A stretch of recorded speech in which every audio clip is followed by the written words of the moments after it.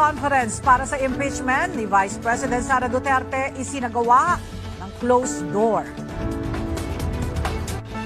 Philippine National Police walang natatanggap na formal na komunikasyon kaugnay ng umano'y karagdagang warrants of arrest galing sa International Criminal Court. Office of Civil Defense muling naglunsad ng sabayang earthquake drill sa buong bansa. Ateneo de Manila University Blue Eagles Assistant Coach Sandro Soriano dumating sa tanggapan ng National Bureau of Investigation. US President Donald Trump nilagdaan na ang US-Iran Memorandum of Understanding sa Versailles, France. Chinese President Xi Jinping at Russian President Vladimir Putin pinasalamatan ng US leader sa pagiging neutral sa US-Iran issue.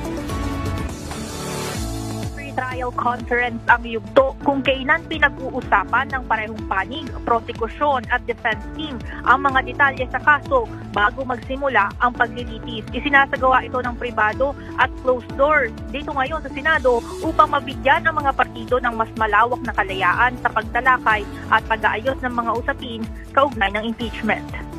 Sinimulan na ngayong Huwebes ang pre-trial conference para sa impeachment case ni Vice President Sara Duterte sa Senado. Present ang panel ng mga prosecutor mula sa House of Representatives sa pangunguna ni Congressman Jervin Luis Tro. Bigo naman dumalo ang isa sa mga House prosecutor na si Representative Kaka Bag-aw. Sa kabila nito, kasama rin ang prosekusyon ang mga private prosecutors o mga abogado na voluntaryong tumutulong sa kanila, gaya ni Attorney Lorna Capunan at Attorney Amado Ligutan. Dumalo rin sa pagdinig o sa pre-trial conference ang mga abogado ng bise na magtatanggol sa kanya sa pagdinig, gaya ni Attorney Michael Poa. Magandang tanghali sa iyo, Ella. Sakaling mayroon ng warrant of arrest at dumaan sa tamang proseso, handa ang Philippine National Police sa ipatupad ito. Subalit sa ngayon, sinabi ni PNP Chief Police General Jose Melencio Nartates Jr. na wala pa silang natatanggap na formal na komunikasyon sa sinasabing warrant of arrest mula sa International Criminal Court laban kina Senator Bongo at dalawang dating opisyal ng pambansang pulisya.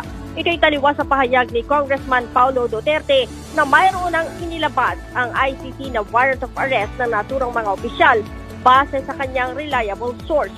Kaugnay nito, sinabi ni General Nartates na wala pa siyang inilalabas na utos sa mga tauhan ng pulisya para tugisin ang naturang mga opisyal dahil wala naman silang hawak na opisyal na dokumento.